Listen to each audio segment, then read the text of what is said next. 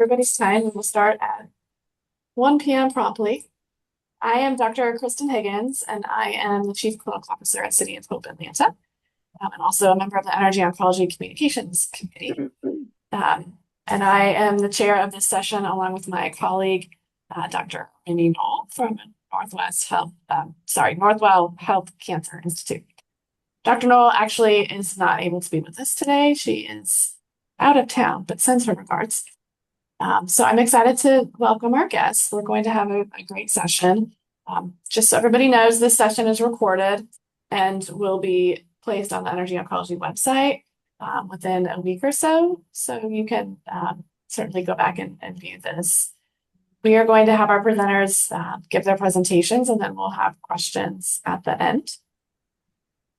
And to start with, our first speakers are speaking on NRG Oncology Patient Advocate Committee Digital Visibility Campaign. And so I'd like to introduce these speakers. We have Tambre Leighn, who is the chair of the Patient Advocate Committee for NRG Oncology. She's also the founder of Well Beyond Ordinary, a boutique healthcare communications consulting company that helps organize and strengthen patient engagement, education, and communication. Tambre has been an advocate for 15 years and has really added a lot to NRG Oncology in this space. And she is also presenting together with her committee vice chair, Lisa Lenrow. Lisa has been a patient advocate after thrust into this role because of her husband, John, who was treated for CLL and then later diagnosed with glioblastoma. She has had a steadfast commitment to patient advocate work and is the vice chair of the NRG Oncology Patient Advocacy Campaign. And so with that, I will hand it over to Tambre. Thanks so much. And thanks everybody for joining us here today. Lisa and I are really excited to be representing the NRG Patient Advocate Committee. And we're here today to announce the launch of the Patient Advocate Committee Cancer Research Awareness Campaign, a campaign we're calling Participation Powers Research. Last July, Dr. Lee came to our meeting to update us on the changes occurring in research funding. And at the end of the meeting, we gathered about discussing our concerns about the reductions in this funding and the potential impact on future discoveries. During that conversation, PAC member Julie Montas asked a simple but powerful question. What if PAC members who had participated in clinical trials shared stories about how research had helped them? This question led to another. Because when Julie shared about the treatment she'd received, she realized even though she hadn't gone through a clinical trial herself, the treatment she received was a result of a clinical trial.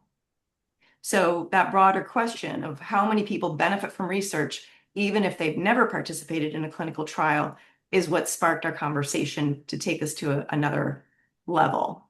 So we recognized an important reality that a lot of the public don't realize how deeply research is woven into the healthcare they receive every day. And thus the awareness campaign idea was born.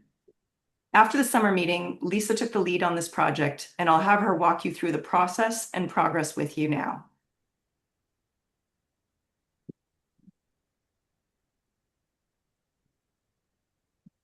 Lisa? Tambre, you're looking at me, but I have no audio. Can you hear me? Yes, I can hear you. All right. Hoping that because you're nodding, you can hear me. I just can't hear you. So, yep, I'm going to jump in. Thank you for the acknowledgement. I wanted to say that a working group, a set of folks from the PAC committee got together. Let me give a brief shout out to these folks. The committee members or working group members were Sandy Firestone, Leslie Fortin, Tara Green, and Lauren Hilliard. We also had great support from Rachel Huff and the communications department. So thanks to everyone involved in helping kick off this terrific project. The working group met on several occasions, or a few occasions, I should say, and there was a lot of excitement about it. So we got together to brainstorm on project names, discuss how to capture these milestone moments via an intake form. The Power of Research campaign was discussed at the winter meeting, and the name Participation Powers Research was born. With the framework in place, Communications presented the PAC committee with branding ideas. And at our spring meeting, we came up with the concept and the framework that you're seeing here with the example with Julie. What you can't see is the intake form, which is the backbone of the campaign. It captures the details of the project, the personal stories, but in a HIPAA compliant way. Tambre and Angie worked hard on the form, achieving the form's simplicity, but it also solved for some technical challenges. This is an example where Julie shared photos, but there is an opportunity for participants to also share video. So we're excited to be launching this campaign at this week's summer meeting. We'll be launching it with Julie and Kimberly. And then also during the summer meeting, we'll have another working group session to meet to discuss the ways of widening the outreach of the campaign. So I'm going to turn it back to Tambre, and she's going to talk about ways in which you can help participation powers research. So here's some tangible ways that you can help. First of all, spread the word. When you see the posts go up over the course of the meeting, share the NRG's campaign posts using the hashtag powering research. Watch for those first 2 posts, comment on the posts. And then also in August, we will have the Advocates Angle newsletter. I've written an article called Participation Powers Progress Behind Every Milestone, a Story of Research. So that will tell a little bit of the story behind the campaign, and will also include a link that people can use to share their story. So feel free to share that article when it comes out in August, middle of August, with the newsletter. You can mention the campaign at your committee meetings in the upcoming sessions. You can expand the stories. So maybe you have a story to share. We are accepting stories from patients and caregivers, but we can also work with communications to create a version for investigators who may want to share their stories, or maybe you know somebody who would like to share their story. So those are some pretty basic, tangible ways that you can help us amplify the campaign. And the goal will be to be putting out at least 1 post a month over the course of the next year and continue adding to the stories. So thank you very much for your support. And we really hope that this helps to drive home to people out there in the public what the value of research is, and have a better understanding of that it really comes down to life.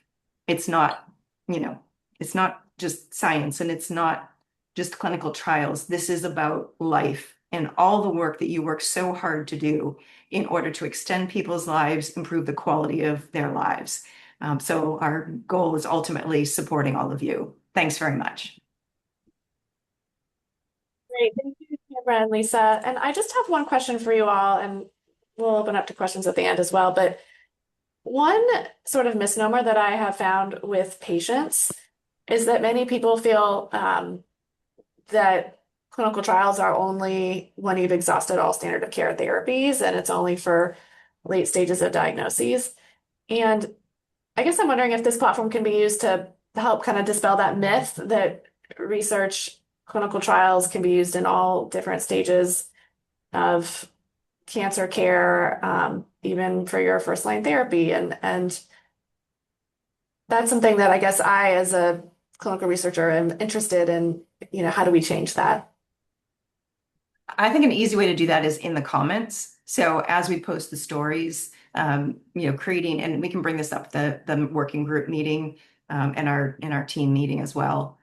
Just asking our advocates when they see a post go up, comment on the story, and if they know somebody's story, like we know Julie didn't go through a clinical trial, to be able to post to her and say, "Hey, Julie, you benefited from something in a clinical trial, but you didn't go through it. What stage was your cancer? When were you treated?" And but that is definitely a myth busting piece that we need to do. Because it's like palliative care. People equate palliative care with hospice, and they equate clinical trials with end stage. So that is an effort that we can make as part of the dialogue as these things roll out. It also would probably, I have to go back and see if we've done a newsletter article on that in the past as part of the advocate angle. If not, that's a great topic for us to put into the newsletter and be able to share that out to public as well. Thank you so much. And we will move on to our next speaker.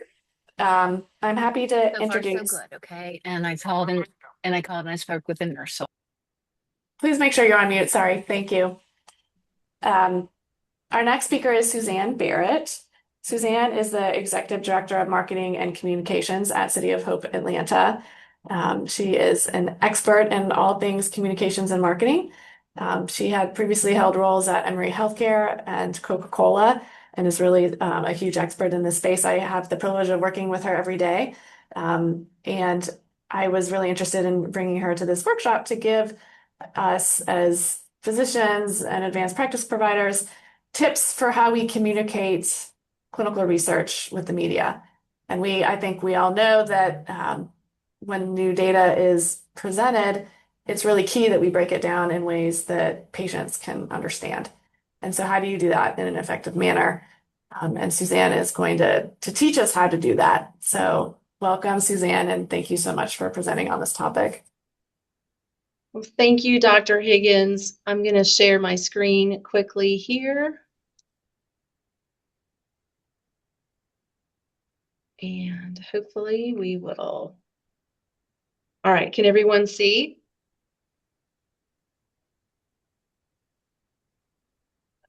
Yes, we just needed to do the display. There we do. Awesome. Okay. Hello, everyone. Thank you so much for having me as a part of your NRG Oncology CDE workshop. I focus on helping translate complex oncology work, like the research you're advancing, into clear, meaningful communication for patients, the public, and the media. Today's session is practical. The goal is to help you feel more confident when speaking with media, and more importantly, to help ensure your research and your organization's messages are communicated accurately and effectively. So I have 13 slides we're going to review today, and then we'll have some time left at the end for questions. So I'm going to start with what we're aiming to accomplish today. We're going to focus on 5 things. Deliver strategically aligned messages. You're going to understand the importance of delivering clear, strategic messages that reinforce your organization's priorities. The second is communicate in reporter-ready language. This is about translating complex science into plain language. The third is to maintain control of the interview. It's imperative that you stay in control of the conversation and ensure your key messages make it to the final piece. Number 4 is understanding how reporters think. I'll share some helpful tips to help you understand how reporters think and some key things to be mindful of. And finally, number 5 is to avoid some of the common media pitfalls. So some of these pitfalls are about knowing when and how not to answer. And then at the end of the day, this is really all about impact. You're already doing important work. This is about making sure that your messages land with the audiences that matter. And as we get started, I'd like to take a temperature check on current feelings about media interviews. So if you would please open your chat and be ready to share a word or two with our group in response to a key question that at some point everyone here has either already received or may receive in the immediate future. So the question is, what's one word that describes how you feel when a reporter or someone on your communications team asks for a media interview? So just take a moment, share in the chat, type out that one word that comes to mind or that you anticipate would come to mind when you are asked for a media interview. If you haven't been asked for a media interview before, that's okay. Just imagine how you may feel when you are asked and type that word in the chat. So I'm going to cancel out of the chat and stop sharing so that I can see what your words are. And I'm seeing a lot of words that I actually recognize. These were very normal: curious, excited, nervous, nerve-wracking, excited. Yeah, so there's kind of a mix of that feeling of nervous anticipation as well as excitement about the opportunity, because this is your platform and opportunity to share your message. So I think these are, the same themes that I have also seen come through in my dealings with our executive team, as well as some of our physicians here at City of Hope. So I am not surprised that that's what I'm seeing come through. I'm going to get back into the presentation, and let's see, where did it go? Hold on one second. There we go. All right. And okay, now we're back, and I just have to do this one thing again. Okay, now we go. So I see a lot of what we would expect from a group of scientists and clinical researchers, right? These are concerns. They're valid concerns that you have. They're real. They're appropriate. Your careers are built on precision, nuance, and evidence. And the challenge is that reporters, patients, and the public don't live in the world of abstracts, protocols, and peer-reviewed journals. They rely on trusted experts to help them understand what the new discoveries mean and why they matter. So while media interviews can feel uncomfortable, they're also an opportunity. It's a chance to improve public understanding of cancer, increase awareness of clinical trials, and help patients learn about new treatment options and ensure that important scientific advances don't stay confined to medical meetings and journals. So at the end of the day, the goal isn't to become a media personality, it's to become a translator, someone who can take complex science and explain it in a way that benefits patients, families, and communities. That's why media coverage matters and why your voice matters. So media coverage isn't about promoting ourselves. It's about helping patients gain access to your expertise, your innovations, and clinical trials that they may not know otherwise exist. So really that leads us to, why does this matter? We want to be grounded in this because this links to a bigger opportunity. Clinical research does not speak for itself in the public domain, but yet media coverage influences patient awareness, trial participation, and public trust in oncology and science. And the reality is, oncology is complex. If we don't explain it clearly, it often gets simplified in ways that can unintentionally mislead or dilute the impact. So it really is about ensuring that your work is understood, and we need your help to clearly articulate your findings, or else someone else will interpret them for you, and that version may not reflect your intent. So really that is why we are doing what we do here.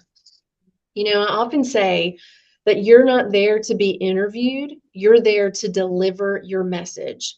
This is as much your interview as it is for the reporter.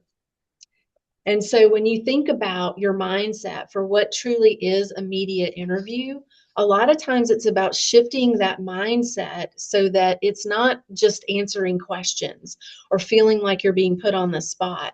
It's not a passive Q&A or an obligation to respond to every single question that the reporter asks you. If you do those things, you're letting someone else tell your story. So a media interview really is, if you look on the right-hand side, it's a strategic opportunity. It's a platform to help highlight your expertise. It's a chance to shape how your research is presented.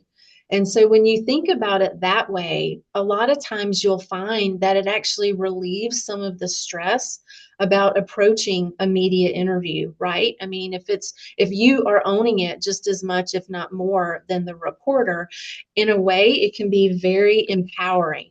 I apologize. I've got to get my light sensor fixed in my office. So it may happen multiple times. So coming up, we're going to talk through some tips and techniques that will help you craft your message. So what we have here is the formula. This is the recipe for a successful interview. First, we need to get your messages out. Second, we're going to help the reporter build a story. And then third, we're going to speak in a way that the reporter can actually use.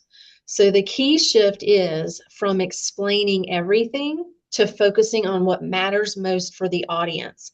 And this is about discipline and not depth. So the first one around satisfying your objectives. Before any interview, you should prepare 3 key messages and no more. And this is where I understand a lot of clinicians struggle. An example would be, instead of saying, we used a combination immunotherapy approach, you may want to try, this approach could give patients more time and better outcomes than we've seen before. The question to ask yourself is, what would you want a patient or a family member to take away from that? Because if it's not clear and concise, it won't necessarily be quoted. So you want to memorize these 3 key messages to help keep you on track. And I really like to print out like a cheat sheet of what my key messages are while the interview is happening. And that way I can have them there for me to reference, or if I ever get stuck, and trying to think of, the third point, I'll have them there. The key thing is that you just don't want them, you don't want your reporter or your audience to see that you're referencing or holding up paper, because you want it to flow naturally. So, but otherwise, keep them at your desk, memorize them. They will be your best friend. The second is helping the reporter. So this is all about providing a human element to your story and personalizing it for your audience. So I'll give you an example. So a researcher wanted to share news about a national recognition program that honored 10 outstanding investigators. His first instinct was to focus on the numbers, the award criteria, the prestige of the honor, and how many researchers were selected. All of that is accurate information, but it's not necessarily a compelling story. So before pitching it, his communications team asked him, who is one person behind this story? Who is one award recipient that maybe has a different angle? So they found out that one of the award recipients had become interested in cancer research after watching a close family member go through treatment. Years later, her work was helping to develop therapies for patients facing similar diagnoses. Instead of leading with 10 researchers receive prestigious awards, the pitch became, local scientist inspired by her mother's cancer journey receives national recognition for research that could improve treatment for future patients. So that's just a personalization and a customization angle that you can look for in your work to help bring it to life for the reporter and for the reporter's audience. Facts inform, but people connect with people. So the third one is speaking in reporter language. This is one of the most important sections because reporters don't think like clinicians. They need clear takeaways, human relevance, and short, usable quotes. And really, the media likes things in sets of 3. So if you are ever in an interview and you've got your 3 messages or your 3 outcomes, you can literally speak to, number 1, give the point, number 2, give the point, and number 3, and you can almost envision an editor's ability to split the screen and create a list graphic. That can be very powerful to get your messages across to the audience and really help that reporter tell that story in a succinct way. Another thing too that you need to think about in terms of reporters is that their mindset is that they don't necessarily know what you're talking about. You may have to provide that high-level context and help explain it to them. They likely don't have a medical background, and they need information and especially the research to be broken down. So as you think about that, another example might be, if you say something like progression-free survival improved, instead, you could phrase that as patients are living longer without their cancer getting worse. So really trying to translate the concept and breaking it down to, say, an 8th grade level. Honestly, I think that not many people know that the Wall Street Journal is actually written at an 8th grade reading level. So when you think about that and what is required just to, speak in plain language so that it is, able to be received and understood by all is really a key principle. A couple of other examples that you can even think about, instead of saying clinical trial, maybe you say a research study testing a new treatment. Or instead of investigational therapy, maybe that becomes treatment not yet widely available. Or an adverse event is a side effect. Everybody typically knows what those are. And lastly, genomic profiling could become detailed testing of a tumor's DNA. So there's lots of little ways that you can translate these phrases so that it takes it out of the jargon and puts it into something that everyone can understand. So now let's look at crafting an ideal message. So as you think about an ideal message, it truly is one sentence, clear, complete, and memorable, and then you support it with data. So for example, early detection through regular screening is the single most powerful tool we have to improve cancer survival rates. Then you would come in behind that statement with your data, and you would say 5-year survival rates, or 5-year survival exceeds 90% when cancer is caught early. And here at your organization, we treated over X number of patients last year using promising new therapies. So it's not necessarily to simplify your science, it's really to make it more understandable. On the right-hand side, we have some common mistakes, which are being too vague or too complex. And I think it's just finding that sweet spot in the middle that helps make it more understandable and not veering, too much in one way or the other. The next topic is about message pull-through and why it matters. So the ultimate measure of success is something called message pull-through, and that is basically ensuring that your key messages show up in the final story. Because the test isn't what you said, it's what gets reported. And when a reporter is working with you to write a story, they truly have full control over that story. And so in order to ensure that your messages get pulled through, one of the easy things that you can do is repeat your key messages no less than 3 times. And that does take some practice, because you can start to feel like, oh, I know I already said that. But honestly, when you are working with a reporter, they want that repetition, because it truly means that there's a higher chance to seed that message in the reporter's mind, and then they will more easily pull it through into the final story. If you don't do that or follow that formula, even a great interview can potentially result in off-message coverage. And it's sort of similar to advertising. If you think about, seeing something or hearing something 3 to 4 times, it's that frequency that is needed for it to resonate. It's the same thing when you're delivering messages in a media interview.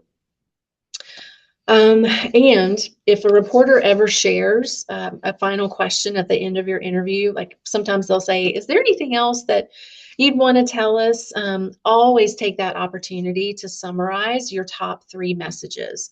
You can always, bridge back to those messages, even when questions, go off topic and at the end of every interview. So these are just some tips here to help you think through really creating the best opportunity for your messages to make it into the story. And now we have your interview strategy checklist. So when we look at before your interview, as I've already shared, you want to assume that everyone in the audience, or I want to assume that everyone in the audience may have a communications team. I know that may not be the case, but even if you don't, there are still some very important things that you can do without the support of a comms team.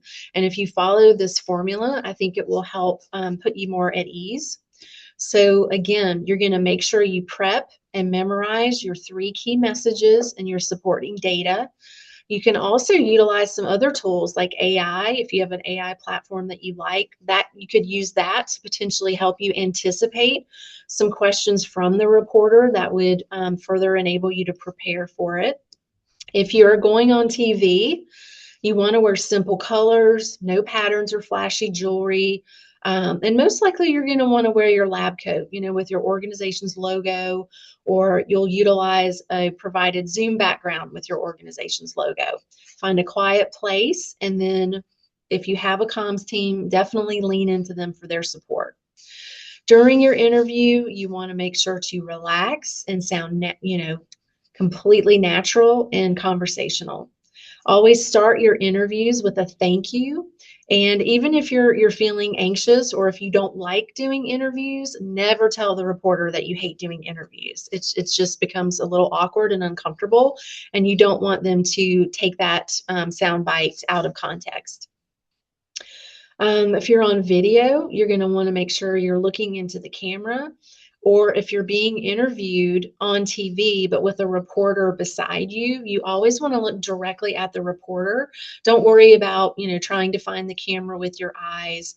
The conversation and the focus you have on the reporter is going to translate to the viewers at home. Speak about what sets your organization's approach or your research apart.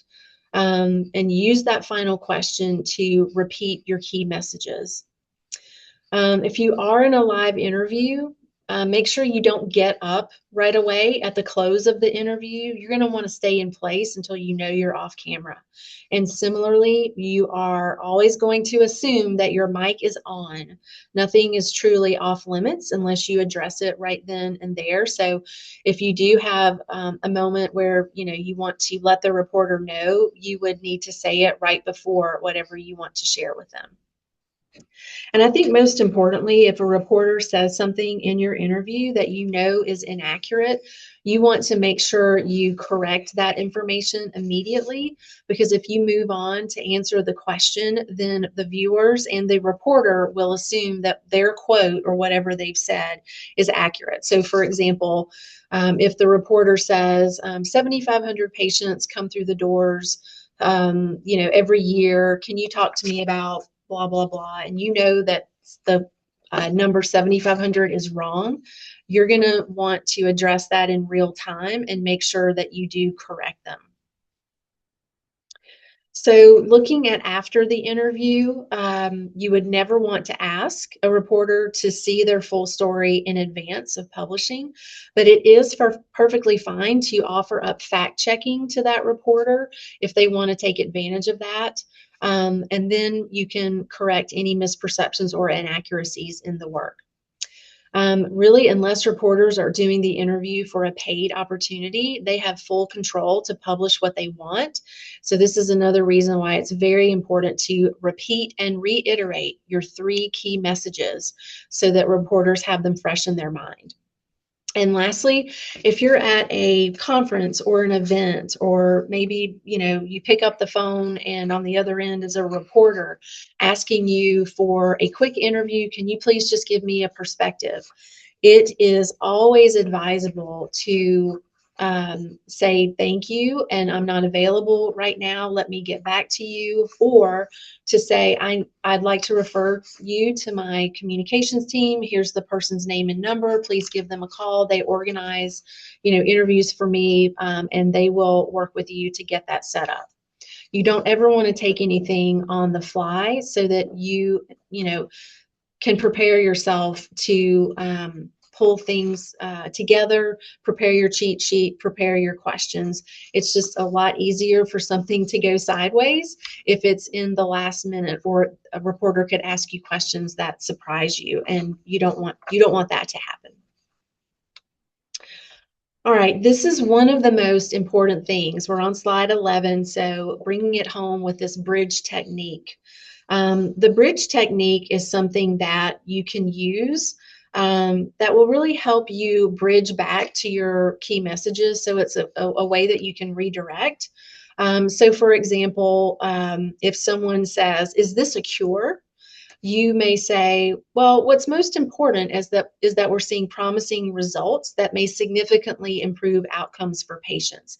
You want to acknowledge the question, connect it with a bridge phrase, and then deliver a positive message. So it's just a formula that you can keep in your back pocket for pretty much anything. And the example at the bottom, I just shared with you. And then on the next slide, we've got some a quick reference for different types of situations that you may want to use a bridge. So if for negative questions or speculation requests, you can use these phrases to get you back to a positive space and to get you back to your key messages. So these are always nice too. If you want to have the cheat sheet and keep these out, it's always nice to have these at your fingertips in case you need to use them. And it does come with practice. So it's always great. The more practice you get, the more natural it becomes. So there are situations that you're going to encounter or may encounter when it's better not to answer. And so to instill confidence as you're working with the media, to know these things ahead of time and to know what to do or what to say is always helpful. So with these 5 situations, when you don't know the answer, or when you don't understand the question, or when someone else is better suited, or if they ask about speculating, or if it involves confidential patient data, these are always the ones that, your radar needs to go up, and you want to be sure to use this formula to help your answers. And that way the reporter feels comfortable. You're letting them know, hey, that's a good question. I'm going to check that for you and I will get back to you. And most importantly, if you do make that commitment to the reporter, make sure that you do follow up with them. You're building a relationship with this reporter, and you want to make sure that they know that, you are helping them to get the story right and to get all the information that they need to build the story for you. So when you don't understand the question, it's completely okay to ask for clarification. And in fact, that is the correct response. If someone else is better suited, it's more than okay to say, our clinical trial lead will be the best person to speak to that. Let me share their name and number with you. And if you would like to reach out to them, they can be available to you. So keep these in mind because you may encounter situations like that. And then finally, other essentials, pacing yourself. So this is something about maintaining a conservative pace. You want to speak slowly and confidently. A lot of times people will tell me, oh, it just doesn't feel natural to speak that slowly. But I promise you, it is going to work to your benefit to slow things down. It helps you also think about your answers and what you want to say. So you're not rushing yourself, and you are able to then take a few more moments to provide a thoughtful answer, and also be completely understood. A lot of times if people talk very fast, viewers or they will mishear or they will miss words. So that's just something to keep in mind. The second one is representing your organization's brand. So again, we talked about this before, wearing your lab coat or a logo, making sure that you are professionally dressed in your appearance and representing your organization appropriately. Lastly is eye contact. Again, this is going to grow trust with the reporter. It's just like having a conversation. You're going to make sure you look them in the eye, and don't worry about the camera. If you are doing a Zoom interview like now, you do want to look at the camera because, again, the viewer will interpret that as you're looking directly at them. So before we get to questions, I do want to share that, the key thing is if we can have fun with media interviews as well, that's always a wonderful feeling when you get to that point. But to remember why it matters. So it's not just about the media, it's about ensuring that your work is understood. You are the trusted expert to help viewers and readers understand what new discoveries mean and why they matter. And this is really what benefits families and patients and communities. So with that, I will jump out of here and we will open it up for questions. Suzanne, that was really great. While we're waiting people to chat in questions, I do have a question for you. So in your position, you do a lot of interviews, you talk to physicians. What are the most common pitfalls that physicians make when they're interviewed? What do you see, frequently over and over again that you just wish you could say, hey guys, you guys have to stop doing that? Well, is there anything that just stands out? I mean, I would have to say, speaking in plain language, because I think physicians and researchers naturally are very steeped in the clinical terms. And so you really have to stop and think about translating the clinical terms to speak in plain language that an average person would understand. And I spoke in the talk about some of those key terms, even clinical trial. Maybe it's better that you could use a different phrase like a study, a different way to explain that. So I would say it's jargon. It is potentially, like running on or getting into too big of the details. If you haven't properly prepared with your 3 key messages, you can tend to not use short sentences or get way too down in the weeds for the reporter. That's why it's so important to prepare, bubble up those key messages, get your cheat sheet in front of you, and be anchored to those messages.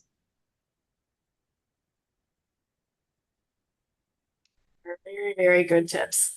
Tips that I use daily. So thank you so much, Suzanne. Yes, thank you for having me. We'd love to open it up the floor for questions to both Suzanne as well as Tambre and Lisa. So feel free to chat in. Nobody's chatted in yet. It's a quiet group today.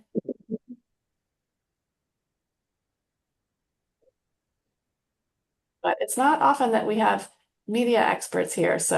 And Tambre has her own communications agency too. So she is an expert in this space as well. Right, Tambre? This is true. I've done a little bit of training in that and 20 years in the film industry before I got into healthcare communications. So I think one of the things that I found helpful was coming up with a strategy to deal with nerves, because that's quite common. And one of the realizations that I had was if I think about the fact that whatever message I'm there to share, it's not about me. It is about educating others, and I'm doing this in service to somebody else. So if I allow my nerves to get in the way, I'm kind of putting the focus on me. So I try to shift the spotlight over to the other side of the room and just really focus on the fact that my intention is to be as calm and clear as possible so that others can learn what I have to share. And that helped me a little bit. I love that. That is so important.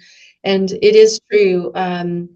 There are physicians who just frankly, or researchers that are not comfortable with an interview, but your communications team can help with that. I always tell my team I'm open to do mock interviews or, a briefing document that will help them understand what the reporter's key questions are so that they can prepare ahead of time.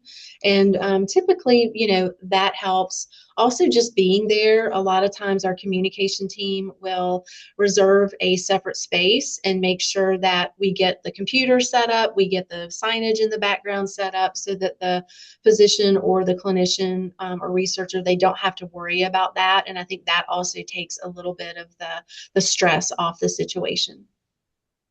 Yeah. Practicing on video yourself ahead of time or in the mirror is also a great thing, or doing a role play with a colleague can help as well. And often when I'm doing training in communication, people are like, oh no, not the role play. And I was that way when I was going through my coach training and we did a lot of role playing. But honestly, it was one of the best ways to get comfortable with coming up against the things that I was scared to talk about or wasn't sure how to, phrase and things like that. So I do encourage the role play. Okay, we have some questions coming in. Amy Curtis has asked, when should we use an artificial background and when should we not? How do you balance authenticity versus branding? Yeah, I think that is going to depend on the media outlet and what format it is. I would always say that we like to have branding for the interview, if it's even just minimally on the lab coat. Sometimes you do want a more relaxed setting. And then other times, if it's a larger media outlet, if they are coming in person to do an interview, it's helpful to have that background behind you. And this is something that I would say, your comms team can help you sort through depending on what kind of media outlet it is. But as long as you also have in your mind that, even if you don't have any support, minimum lab coat, logo, looking professional, I think is the way to approach that. And Tambre, if you have anything to add, please feel free. I think, you made all the good points on that. You want some visibility. It is an opportunity. So you don't want to miss out on that. And, but you also don't want to overwhelm. And part of it's what you feel comfortable doing. Question that has come in. When you are talking to a reporter whom you feel has an agenda different from yours, particularly a critical one, and keeps going back to that agenda, how do you suggest dealing with that? And also, isn't there a second layer to keep in mind, that of the editor? Yeah, I would say if you get into a difficult situation, you are going to want to lean into your techniques, right? Those techniques that we talked about, the utilization of your bridge tactic, where you acknowledge what the question is, but then you stay positive. You never want to answer a negative with a negative. So this is where you're going to need to lean into, take a breath, always stay calm, and use the bridging technique to get it back to your key messages. And I think that's just the most important thing. And I don't think that, any reporter is hopefully not going to be out to make it a really difficult or a combative interview. But if it does happen, you maintain your own composure and you continue to bring it back to your key messages in the most positive way that you can. And that would be my best advice. Those are tough. Yeah. Yeah, and from the editing standpoint, if you can pick out one to two key phrases or sound bites, we call them, that you want to make sure hopefully get into the interview, that can be something that helps with editing. So if there's a concise wrap up of your message or a concise key point that is really salient to the conversation, then that's something that the editors will glom onto. I was actually interviewed at the World Cancer Congress back in 2012, I think it was in Montreal, about my experience, and they were going to pull through some of the interviews into a highlight reel. So I made sure when I went into the interview that I had a really compelling closing statement about the impact of being there as a patient advocate, and it did end up in the reel. So sometimes you have to do a little pre-planning around those messages. Right, and I think we have one final question. If anybody has more, feel free to write in because we still have time. But the last question to pose to really everybody on the panel: how have you all seen yourselves grow from your first interview to today? Well, I can speak for myself. I would say practice makes perfect. I mean, nobody's expecting you to go out on your first interview and sound like you're on CNN. But, you have to start somewhere. Usually start with something small. It just comes down to public speaking in general. It's something that you do on repetition, and you develop skills and you get better and better at it, and you sort of build your confidence. Yeah. Yeah, completely agree with that. It does come down to practice and your mindset. Again, it was that mindset shift I talked about, not viewing it as you're on the hot seat and that you have to answer all of these questions and you're being peppered. It is more about grounding yourself in, you are the expert. You have valuable information to share that is going to, make an impact in a patient's life, in your community. It's that service mindset of sharing valuable information. And I think for me, that was one of the biggest things that helped me look at it in a different way. And knowing that, grounding in the why and the mission, for me, it just wiped away some of the concerns that I had. So that's kind of a really important thing. I'll also say too that being able to share an impact, to personalize a story and give an example is very powerful. And so whenever you can lead with the benefit to the patient or to an outcome, I mean, that's something that a reporter is really going to zoom in on, because everybody can relate to that. Everyone wants to hear, if I needed this thing for me or someone in my family, this could help me. Absolutely. And I'll say one other thing as a physician, one of the things that can make you better at being succinct in your key messages is the way that you speak with patients and their families in the exam room every day. And that is an opportunity for you to be concise and to speak in lay terminology and really make what you're saying understandable and applicable to the patient and their family members. So I think if you approach each patient visit with that in mind, it really will make you more prepared for the media interview that you do, 3 months from. That's what I say about the layperson summary. So as advocates, when we're reviewing summaries that come in and we see ones that are very well written, it gives us a sense of how that how that investigator is able to have conversations with patients. And if you're just starting out, the layperson summary is a great opportunity to train yourself to translate what your study is about into more understandable terms and get used to talking about your study in that way.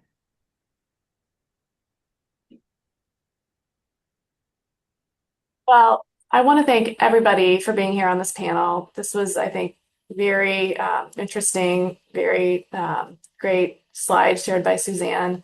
I think Suzanne might be getting more requests from others to repeat this talk because it was just eye-opening for doctors who aren't really used to being in this realm. So really great insight. And Tambre, you as well with your experience with your communications agency. So thank you. And Lisa, thank you so much for presenting on the Patient Advocacy Committee digital campaign. So that's going to be a great initiative, and looking forward to seeing more posts and things like that during the NRG Oncology meeting that starts in person on Thursday. So thank you so much. And like I said, the recording of this will be posted on the NRG Oncology website probably within a week or so. So if you want to share it with people on your institution, or feel free to drive them to the website. They can view the presentations. All right. Well, thank you so much. Appreciate your time. Thank you.